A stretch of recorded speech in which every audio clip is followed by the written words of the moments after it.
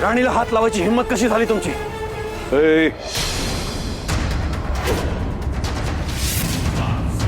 आवाज खाली. माझ्या सुनेशी या सुरात बोलायचं नाही. मी खपवून घेणार नाही. आपली पायरी वळकून राहायचं.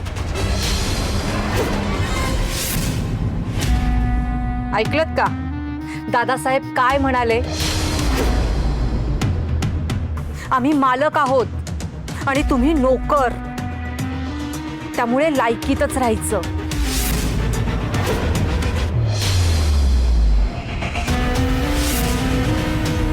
नाहीतर कपाळावर भिक्कारडे लिहून तुम्हा दोघांना गाढवावर बसून तुमची धिंड काढेल. मग आबांच्या मुलाची आणि सुनेची काय लायकी आहे हे गावातल्या लोकांना कळेल.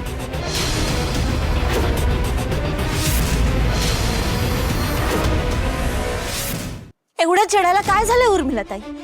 मी फक्त तुळशीला पाणीच तर घातलंय. अहो सुकत होती ती म्हणून मी फक्त पाणी घातलं ती. आणि एक सांगू का, दारातली तुळस अशी सुकू द्यायची नसते. ज्या घराच्या दारात तुळस असते ना त्या घरात लक्ष्मीचा वास असतो. तिथं भांडण तंटा होत नाही. हो ना, पण तुमच्यासारखी दरिद्री लोक जिथे राहतात त्या घरामध्ये भांडण होणार.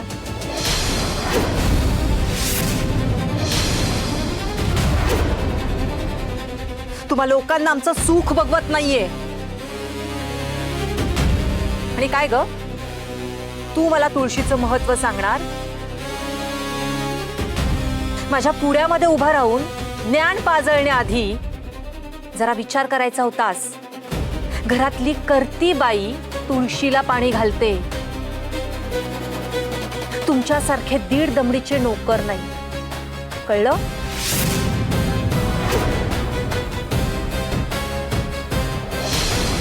आणि काय हो, तुम्ही तुमच्या सुनेला काही शिकवलंयत का?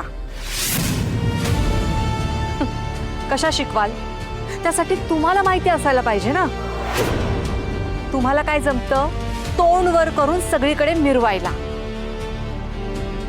तुम्ही, तुमचा हा मुलगा आणि सून नोकर म्हणून सुद्धा काम करण्याच्या लायकीचे नाही आहात.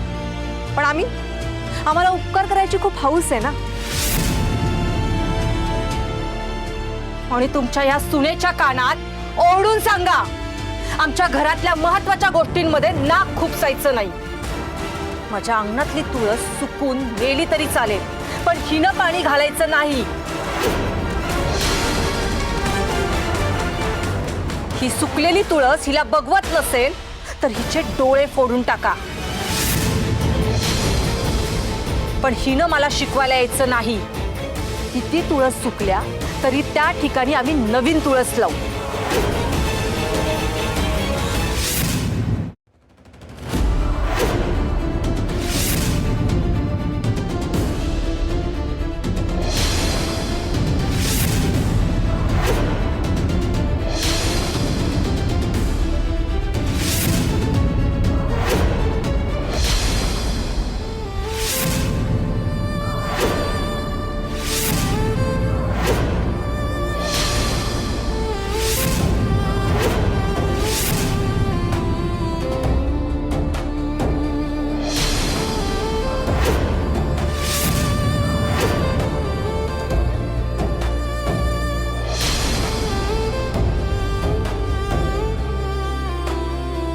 जा, गार्डन मधून नवीन तुळस घेऊन ये.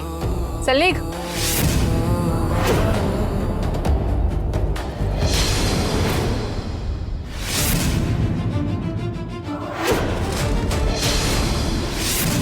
रत्नाई, या इथे.